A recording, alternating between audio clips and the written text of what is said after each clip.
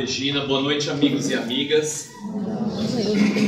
Quero agradecer a presença de todos, sobretudo nessa noite festiva, né, Regina? Festiva. Que temos a oportunidade de celebrar o aniversário do fundador desta casa tão querida, tão amada por todos, sobretudo estimulando-nos à continuidade do trabalho, das atividades que ele próprio iniciou. Portanto, cada um de nós representa hoje uma porção do estímulo, do incentivo do próprio Dr. Luiz do passado. Lembremos que podemos ser, evidentemente, a extensão das mãos dele, não é? Dos ideais que abraçamos, da tentativa de construirmos essa casa também, preconizando, evidentemente, os ensinos do Cristo, potencializados pelas nossas próprias realizações. Portanto, é um motivo de muita alegria, de fato, nos encontrarmos nessa noite festiva. E o tema que trazemos para essa noite, muito embora possa talvez nos provocar alguma eventual inquietação, afinal de contas, vamos tratar sobre o drama, a dificuldade das traições, da quebra de confiança, dos valores muitas vezes que permutamos e que são assim, às vezes também repentinamente rompidos nas relações humanas. Entretanto, substancialmente, entendendo o drama, naturalmente, que muitas vezes experimentamos a respeito das traições, somos impelidos mesmo a pensar no amor e no perdão como os únicos instrumentos que nos habilitam à superação das dificuldades e, evidente, particularmente, a estas duas forças que muitas vezes acabam por fragilizar, por desestabilizar as relações humanas. Portanto, amor e perdão são instrumentos a nós indissociáveis para a superação destas dificuldades, sobretudo e especialmente motivando-nos a conquistas de valores ainda mais significativos para nós todos. Que Jesus, portanto, nos abençoe, nos incentive, nos estimule ao melhor. Observando a natureza das relações humanas, nós podemos mesmo compreendê-las como um conjunto de valores mais ou menos profundos, a depender mesmo da própria complexidade e natureza destas relações. As relações sociais se estabelecem fundamentadas em valores inúmeros, valores de complexidade, de duração, de sentimentos, de complexidades psicológicas também muito diferenciadas. E por isso mesmo cada relação acaba muitas vezes apresentando um conjunto, uma natureza que permeia a própria essência que estas relações podem mesmo apresentar. Quando falamos, por exemplo, que mantemos relações o tempo inteiro, o que é de fato verdade, nós as estabelecemos baseadas nos conjuntos de valores que possuímos. As relações, por exemplo, de consumo, muitas vezes são elas absolutamente superficiais, efêmeras, duradouras, no tempo que naturalmente precisam ser, e mais nada. Portanto, qualquer eventual inquietação, qualquer eventual constrangimento que se estabeleça em relações dessa natureza são facilmente absorvidos, compreendidos, quase sempre evidente, pelas pessoas que as compõem. Muito provavelmente, ao estabelecermos relações dessa natureza, se algo não nos é, eu diria, sensível às nossas compreensões, nós superamos isso com bastante facilidade. Se algum atendente, por exemplo, de alguma loja não nos atende da maneira cortês, educada, solidária que esperamos, muito embora talvez sintamos alguma eventual inquietação, isso é facilmente superado. Entretanto, não podemos dizer que essa superação seja fácil quando as relações apresentam vínculos mais complexos, estruturas psicológicas, afetivas, emocionais também complexas e mais profundas. Devemos, portanto, considerar que é a natureza dessas nossas vivências e experiências, são determinantes para o nosso aprendizado, sobretudo e especialmente no que se refere às inquietações e perturbações e atritos geradores por ela própria.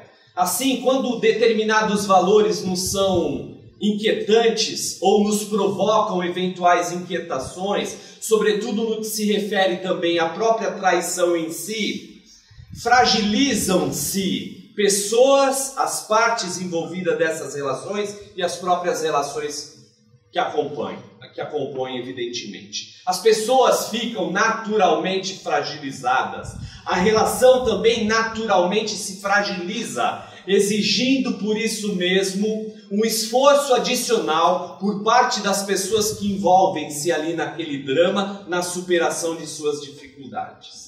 Trata-se, assim, de um exercício cada vez mais exigido pela vida contemporânea, porque, afinal de contas, nós que nos relacionamos o tempo todo, geramos expectativas, muitas vezes, demasiadamente altas, uns para com os outros, e por conta disso somos facilmente decepcionados, em função mesmo dessas expectativas muito elevadas. Nós, às vezes, nos esquecemos que o outro também apresenta limitações, imperfeições, impossibilidades inúmeras. E achamos que ele, por ser o outro que convive conosco, por viver, às vezes, conjugalmente conosco, afetivamente conosco, deveria ter uma postura de super-herói. O outro não pode errar. Nós podemos, o outro não. Em virtude disso, quando o outro erra, se equivoca, se engana, nós não raro aumentamos a nossa decepção junto a dele, porque a expectativa também é bastante elevada. Devemos reconhecer, portanto, que a fragilidade da natureza humana é por si só a apresentação das suas imperfeições.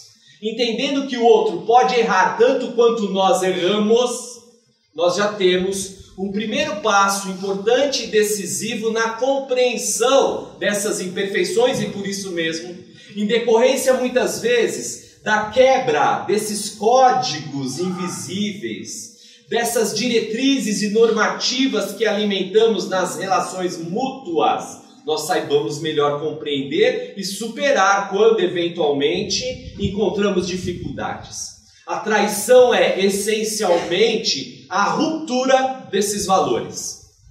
Quando se quebram os valores de confiança, de lealdade, de fidelidade, não falamos aqui exclusivamente nas relações afetivas, mas em toda e qualquer relação, pode-se também apresentar aí manifestações dos impulsos da traição. Sobretudo, quando nutre-se ali entre as pessoas um movimento de confiança, de lealdade especialmente, que é rompido, porque essencialmente uma das partes se vê motivada por força ao seu movimento egoísta a atender exclusivamente os seus interesses. Quando, portanto, uma das partes preocupa-se exclusivamente em alimentar e nutrir os seus próprios interesses íntimos, naturalmente ele pode gerar com isso um movimento contrário de solidariedade, de lealdade, de fidelidade ao outro. Porque ele não pensa no outro, ele pensa exclusivamente em si mesmo.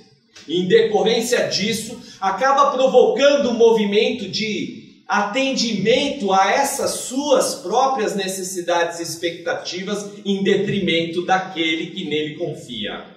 Aí nasce um sentimento voraz, destruidor da deslealdade, da falta de confiança, o que é pior, da desconfiança. Porque mesmo no impulso que o outro naturalmente possa vir a apresentar, em buscar melhores soluções e superação do problema, ainda assim, sempre talvez apresentemos restrições, um pé atrás, uma pulguinha na orelha, como se dizem. Será que essa pessoa é mesmo capaz de superar as suas más inclinações, de fazer com que eu novamente confie nela e assim por diante. Portanto, é um esforço que não basta do movimento contrário, mas da nossa parte também, especialmente em acreditar que ele é de fato capaz de superar-se a si mesmo, especialmente capaz de superar o ímpeto do egoísmo. Kardec pergunta para os espíritos qual seria o vício mais radical, aquele que poderia ser considerado o pai de todas as nossas imperfeições. E os espíritos são categóricos em afirmar que talvez, se pudesse mesmo classificar um dos nossos vícios como sendo mais nocivo para a criatura humana, é este o egoísmo. O egoísmo, pai de todos os outros vícios, impulsiona-nos a pensar, a realizar, a desenvolver única e exclusivamente o atendimento às nossas expectativas. É quando o eu passa a ser o centro do universo e o outro coadjuvante de toda uma existência.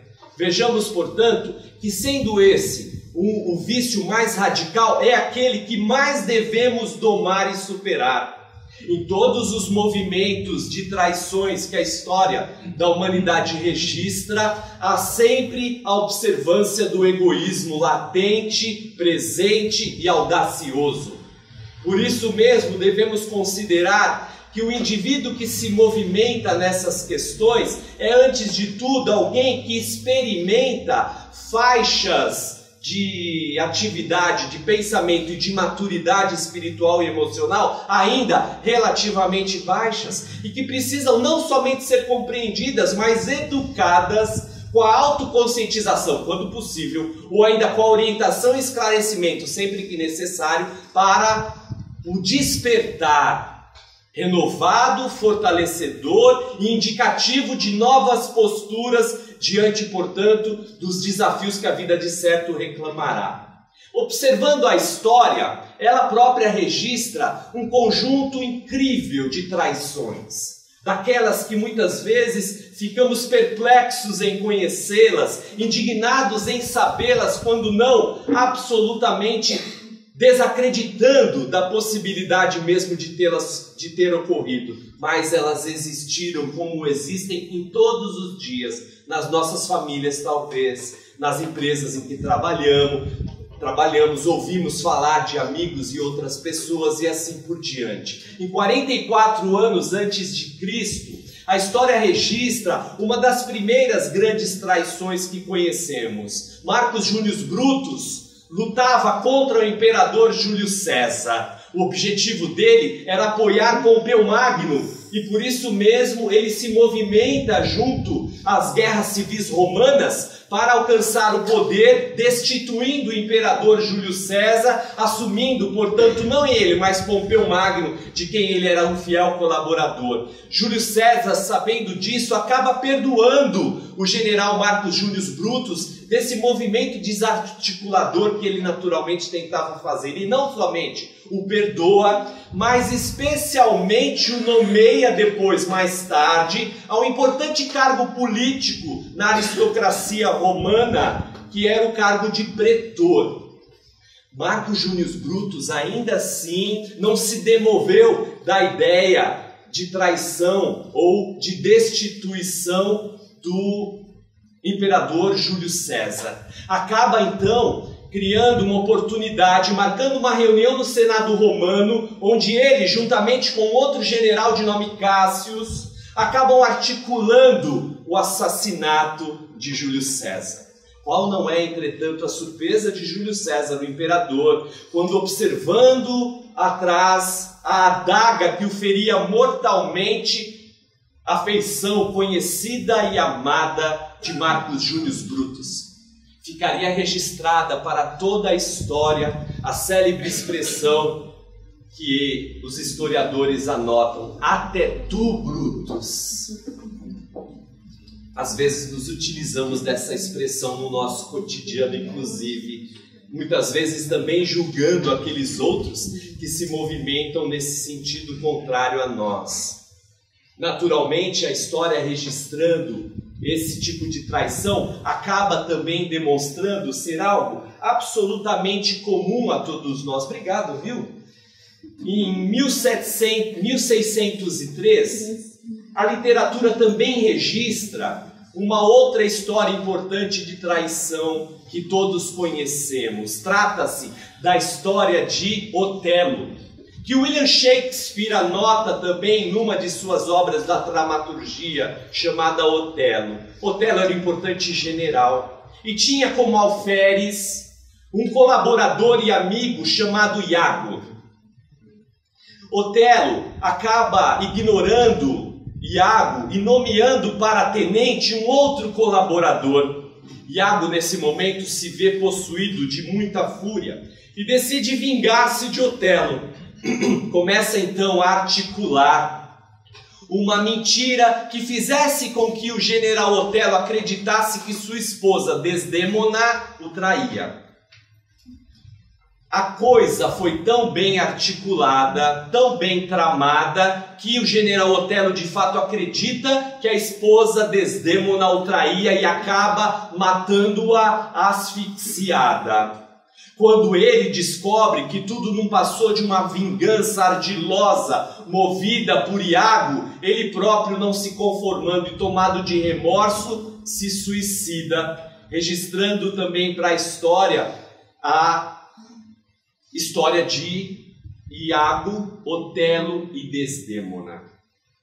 1789, aqui no nosso país, na ainda capitania de Minas Gerais, vemos a presença do conhecido Tiradentes, Joaquim José da Silva Xavier.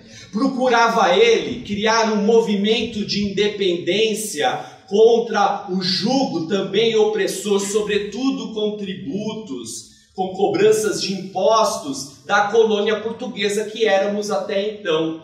A coroa portuguesa acabava pressionando de tal maneira, não somente Minas, mas todas as outras capitanias, que Tiradentes acaba criando um grupo de pessoas motivadas, interessadas no movimento separatista e, portanto, de independência. A ideia era que ali nascesse este movimento de independência que só daria mais tarde, quase 60, 70 anos depois. Vejamos assim que um dos seus companheiros, este sim, Joaquim Silvério dos Reis, acaba traindo o grupo, denunciando esse movimento aos portugueses, que então, nós sabemos como a história registra, acabam capturando, prendendo Tiradentes e tantos outros, enforcando-o, esquartejando-o e espalhando ainda os restos do seu corpo pela cidade, a fim de dar o exemplo. Ora, de um lado vemos a presença de Joaquim Silvério dos Reis para Tiradentes e seu grupo, um traidor. De outro, para a coroa portuguesa, ele, um aliado, que inclusive, oportunamente, ganha títulos, ganha posses e nomeações. Vejamos então que há sempre um olhar diferenciado e muito peculiar para aquele que trai, para aquele que é traído. Em 1939, as duas grandes potências até então se unem, criando um acordo, um tratado de não agressão às vésperas da Segunda Guerra Mundial. A União Soviética e a Alemanha se vinculam num tratado formal, legal, juridicamente acordado, chamado o Tratado Não Belicoso de Molotov-Ribbentrop. Ambas as nações acabariam assumindo o dever formal de não se invadirem mutuamente. A ideia era que a Alemanha invadisse a Polônia, anexando-a ao seu território, e a União Soviética fizesse a mesma coisa com a Finlândia. Entretanto, ambas nações, a União Soviética de Stalin e a Alemanha nazista de Hitler, não se invadiriam. 2 anos mais tarde, sem quaisquer explicações, Hitler rasga o tratado, invade a União Soviética e ela, por sua vez, na chamada Operação Barbarossa, se vê impelida a se unir junto com os aliados, lutando contra a Alemanha nazista, portanto. Trata-se de uma das maiores traições entre nações que temos conhecimento na história.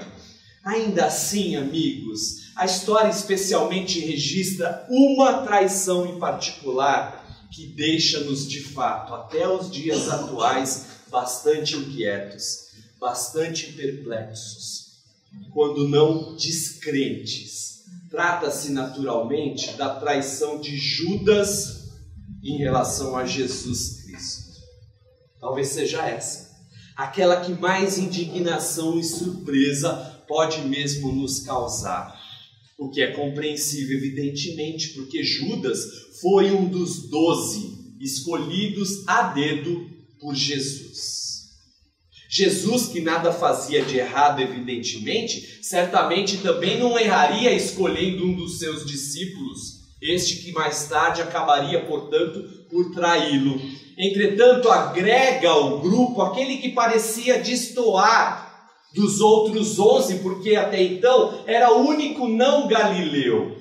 Judas nasceu numa pequena cidade no sul de Hebrom, próximo da Judéia, chamada Cariotes. Por isso mesmo que ele era conhecido como Judas de Cariotes. Judas Iscariotes, seu pai Simão, era um importante comerciante local e ele naturalmente cresce participando do dia a dia do trabalho do pai e também acaba assim sendo um comerciante muito capacitado, bastante singular nas suas atitudes, até que ele então retira-se de Cariotes e abre um pequeno comércio na cidade de Cafarnaum, onde ele vendia pequenos objetos, quinquilharias, peixes, o que ele pudesse vender. Para conseguir lucro, Judas se mobilizava assim a fazer. A sua preocupação, portanto, não era outra senão o imediatismo. A resposta às suas possibilidades de obtenção de lucros e de ambições a qualquer custo.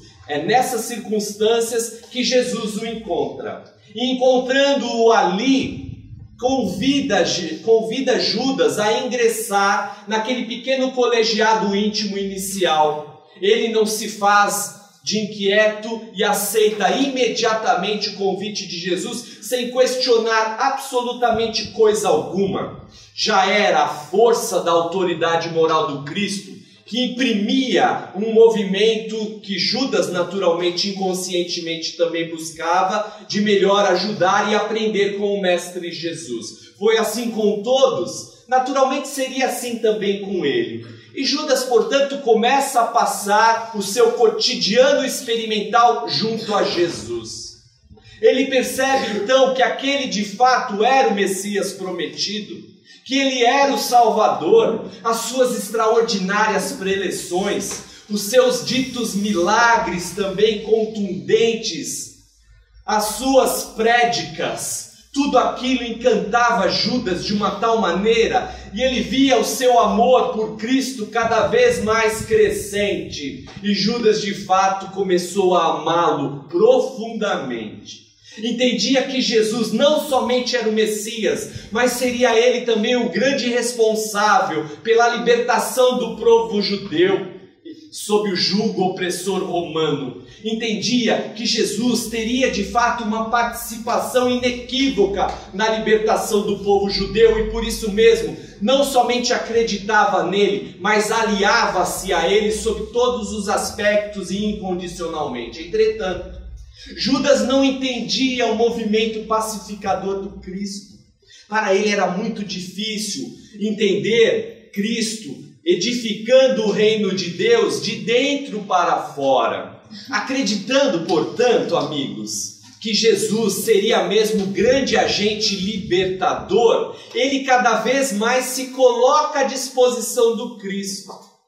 Dizem as tradições espirituais que assim que Judas se alia ao pequeno grupo, ele vai ter com Jesus e diz: Mestre, coloco-me aqui à sua disposição para cuidar das finanças do grupo. Embora nós sabemos que as doações e as ofertas são mínimas, nós não podemos ficar destituídos de algum controle. E Judas era um homem muito hábil na manipulação da contabilidade das finanças. Era um homem culto, capaz mesmo de desempenhar as funções com toda tranquilidade. Entretanto, Jesus, penetrando a realidade íntima de todos nós e também naturalmente de Judas, percebia ali já, evidentemente, as inclinações que ele apresentava.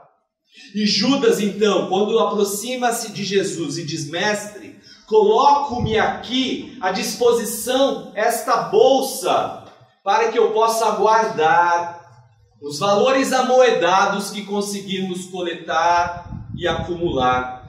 Jesus diz: amigo Judas, agradeço-te a disposição.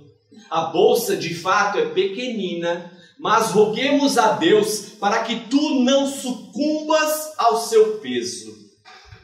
Jesus já dava uma primeira advertência a Judas. João Evangelista anotaria mais tarde em seu evangelho o caráter desonesto também de Judas, afirmando e anotando ali: tudo que era lançado à bolsa, ele roubava. Essa é a expressão que João Evangelista aponta em seu evangelho. Tudo que lhe lançava na bolsa era subtraído por Judas. Judas, então, apresentava de fato uma tendência desonesta que Jesus sabia, que Jesus compreendia, que Jesus não criticava. Isso é impressionante, não é? Entretanto, orientava, procurava educar e adverti-lo permanentemente, como fez com todos. Lembremos que os 12 representam o mesmo retrato de toda a humanidade, com as suas fragilidades, aliás eu diria, com as nossas fragilidades, com as nossas quimeras, com as nossas frivolidades, com os nossos ciúmes, com as nossas disputas e assim por diante. Os 12 também representam ali a nós mesmos. Somos por eles, portanto, até determinado momento, representados legitimamente, evidentemente. Ora, Judas então começa a se articular e pensar de que maneira poderia ele contribuir mais decisivamente à libertação do povo judeu. E de que maneira também Cristo poderia melhor articular. Quando Jesus entra na cidade de Jerusalém, montado naquele burrico virgem, Judas percebe que ali seria de fato a grande oportunidade e que não poderia ser ela perdida. Jesus entra num dos pórticos da cidade de Jerusalém e é ovacionado por todo o povo, proclamando hosana nas alturas, dando graças a Deus pela presença do Messias, do enviado, do Salvador.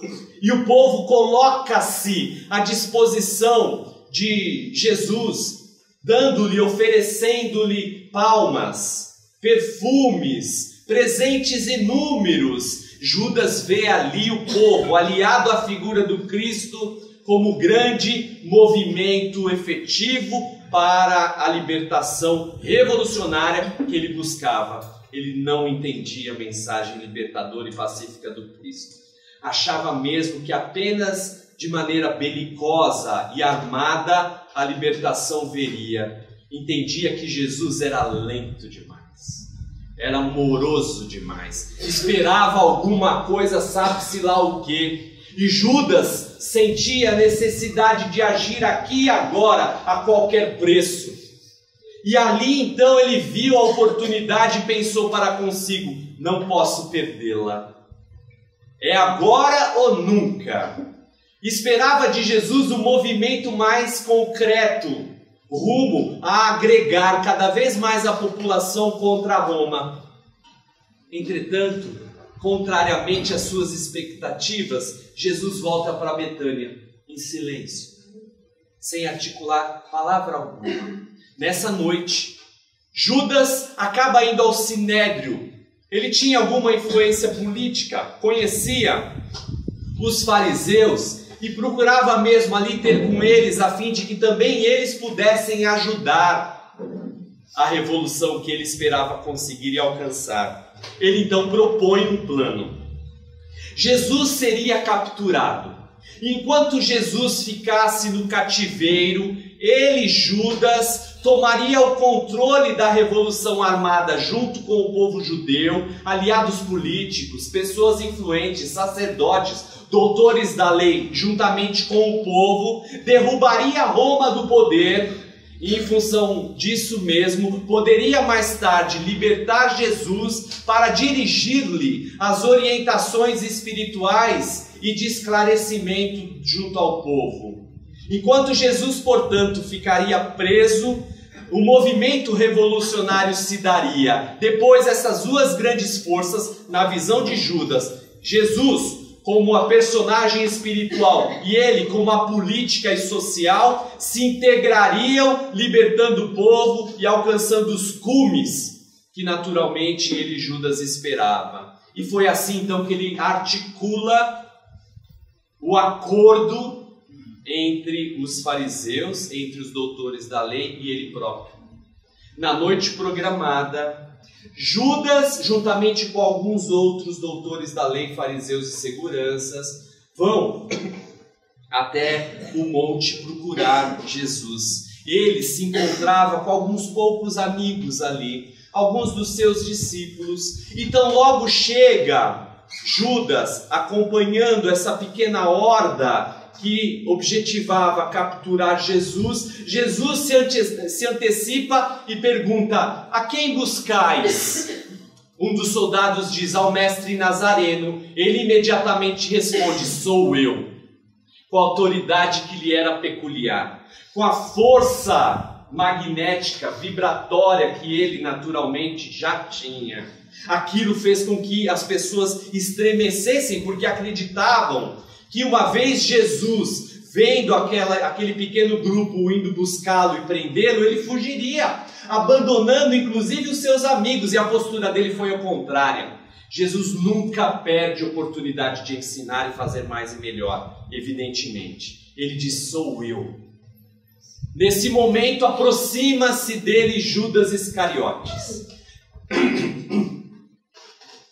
Desculpem. E assim mesmo, para confirmar que se tratava de Jesus, ele beija-lhe a face. Esse gesto figuraria até hoje como sendo chamado beijo de Judas, a caracterização da traição, que nós também muitas vezes acabamos por utilizar quando sofremos algum tipo de movimento nesse sentido. Nós muitas vezes afirmamos: o teu beijo, a tua amizade é o beijo, a amizade de Judas. Muito frequentemente nos utilizamos de tais recursos naturalmente. Vejamos, portanto, que quando Jesus é capturado, imediatamente Pedro, na tentativa de ajudá-lo, tira da bainha sua espada e acaba por ferir a orelha de um dos soldados, de um dos seguranças que estavam ali, de nome Malco. Jesus, mais uma vez, não perdendo a oportunidade para nos ensinar, diz: Pedro, coloca de volta na bainha a tua espada, porque quem com ferro fere, com ferro será ferido. Pedro imediatamente guarda a espada na bainha e Cristo permite-se ser capturado, entregando-se àquele pequeno grupo que imediatamente o leva a Caifás. Judas, a partir daí, começa a acompanhar a peregrinação dolorosa do Cristo à distância. E tudo aquilo que ele imaginou naturalmente que fosse acontecer, não aconteceu. E ele se viu, da mesma forma, traído pelos amigos do Sinédrio, por aqueles que ele acreditou que iriam ajudá-los. De traidor passa a ser também a figura traída nesse drama que conhecemos. E ele, aos poucos, acompanhando todo o martírio, o calvário de Jesus, que acaba por culminar na sua crucificação dolorosa, não nutre outra coisa em seu íntimo, senão a dor, a culpa, o ressentimento e o remorso. Judas, naquele instante, e que observa dolorosamente o martírio e morte de Cristo, não vê outra solução diante da sua própria consciência culposa, dilacerada pelo remorso, a não ser buscar o suicídio. Judas se mata de dor, remorso e culpa. E em função disso mesmo, mergulha nas zonas abissais de sofrimento que hoje o Espiritismo tão plenamente estuda, compreende e transforma, inclusive. Amigos, essa história de Judas, especialmente de Cristo, acima de tudo, mostra de fato os movimentos egoístas de traição que todos nós podemos não somente experimentar, mas conhecer. Judas, há mais de 2000 anos atrás, num gesto de ambição, acaba colocando Jesus na cruz, é de fato. Não podemos questionar isso.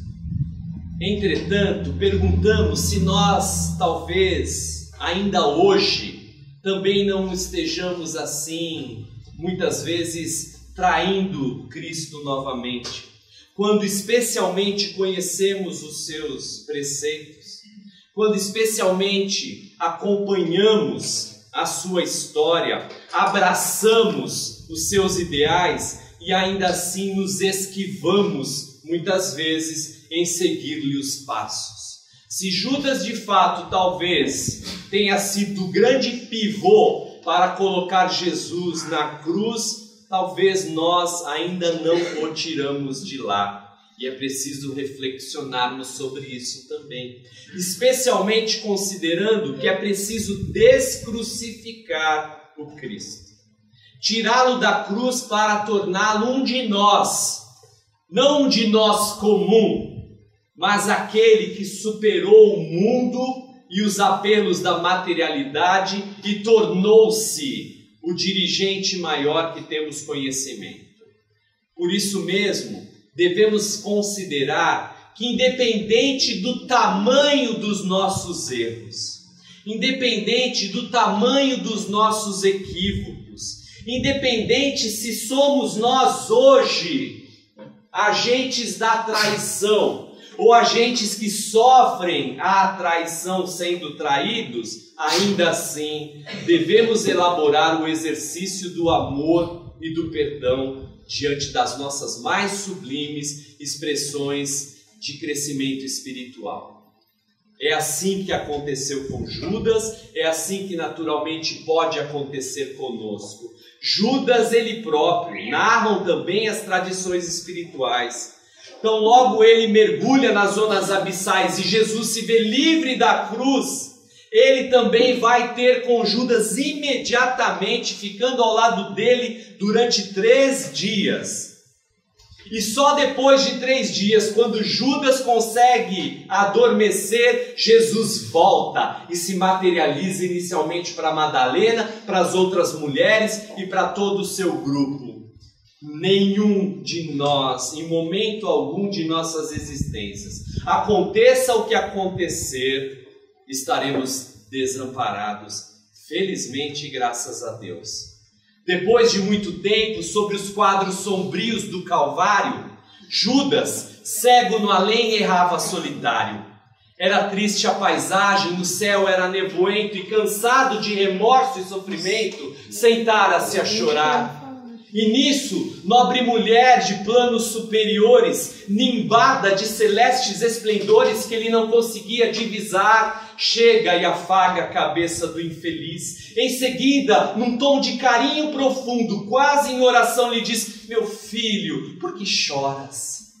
Acaso não sabeis? Replica o interpelado, e claramente agressivo diz: sou morto e estou vivo, matei-me e novamente estou de pé, sem consolo, Sem sorte, sem amor e sem fé, não ouvistes falar de Judas o traidor? Sou eu que aniquilei a vida do Senhor. A princípio julguei poder fazê-lo rei, mas apenas lhe impus sacrifício e martírio, sangue e cruz. E em flagelo e aflição, eis aqui a minha vida agora se reduz. Afastai-vos de mim. Deixai-me padecer neste inferno sem fim. Nada me pergunteis. Retirai-vos, Senhora. Nada sabeis da mágoa que me agita. Nunca penetrareis a minha dor infinita. E o assunto que lastimo é unicamente meu. No entanto, a dama calma respondeu: meu filho, sei que sofres, sei que lutas, sei a dor que te causa, o remorso que escutas. Venho apenas falar-te, Deus é sempre amor em toda parte.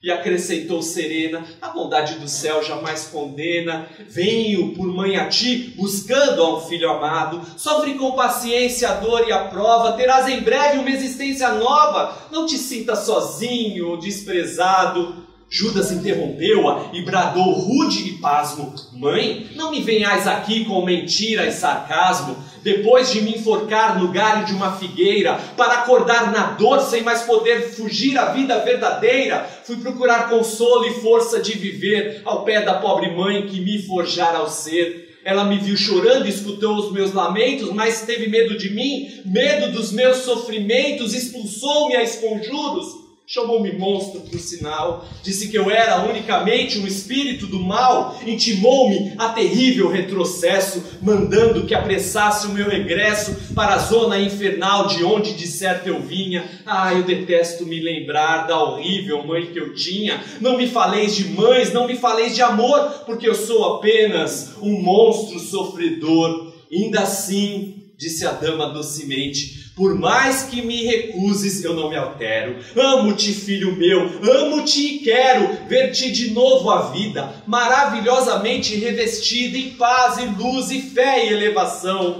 Virás comigo à terra, perderás pouco a pouco o ânimo violento, terás o coração nas águas de bendito esquecimento, numa nova existência de esperança. Levar-te-ei comigo a remansoso abrigo, dar-te-ei outra mãe, pensa e descansa. E Judas nesse instante, como quem olvidasse a própria dor gigante, ou como quem se desagarra de pesadelo atroz, perguntou: quem sois vós que me falais assim, sabendo-me traidor? Sois divina mulher irradiando amor, ou anjo celestial de quem presinto a luz? E ela, fitá-lo frente a frente, respondeu-lhe simplesmente: meu filho, sou Maria, sou a mãe de Jesus. Amigos, diante talvez dos erros que cometemos, diante dos aprendizados dolorosos que sofremos, saibamos lembrar do amor de Deus para conosco. Saibamos, antes de tudo, reconhecer o amor de Jesus para cada um de nós. Ele que falou: eu sou o bom pastor e conheço todas as minhas ovelhas pelo nome, e elas me conhecem pelo tom da minha voz. E das ovelhas que meu Pai me perdoou, me concedeu, nenhuma se perderá. Amigos, ante as nossas próprias dificuldades e mazelas, saibamos lembrar e sentir em nossos corações que Jesus está conosco, que Ele nos ama incondicionalmente, e nos amando, tudo faz para ver-nos felizes. Nesse momento de celebração, comunguemos o amor que temos de Deus, de Jesus, dos benfeitores espirituais, dos amigos desta casa, permutando uns para com os outros, a compreensão que devemos ter ante a fragilidade, a imperfeição e a limitação que experimentamos naqueles que nos rodeiam a vida. Saibamos compreendê-los, saibamos, apesar disso mesmo, aceitá-los, amá-los, perdoá-los especialmente. Porque em algum momento de nossas existências, comungaremos uns com os outros o sublime amor do Cristo, que já comunga conosco dele. Obrigado a todos mais uma vez. Peço desculpas pelo avançado da hora, Regina. Espero mesmo nos encontrar oportunamente. Parabéns a cada um de vocês pela construção dessa casa tão querida. Muito obrigado.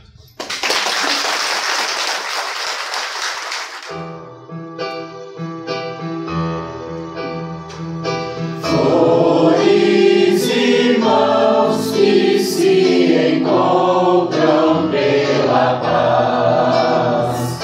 Flores, irmãos que se encontram pela paz. Agradeço a Deus pela vida, agradeço a Deus pelo pão, agradeço pela graça de poder ajudar meu irmão. Com Jesus aprendi o amor, com Jesus aprendi o perdão. Abençoa nossos dias, promovendo a paz e a união. Ilumina, Senhor, nossa casa, derramando as bênçãos de luz, revelando a verdade sublime no caminho que a ti me conduz. Fraternidade, luz no coração, anjos amigos, cantando essa canção. Fraternidade, luz no coração, anjos amigos, cantando essa canção. Com Jesus aprendi o amor, com Jesus aprendi o perdão. Abençoa nossos dias, promovendo a paz e a união. Ilumina, Senhor, nossa casa, derramando as bênçãos de luz, revelando a verdade sublime no caminho que a ti me conduz.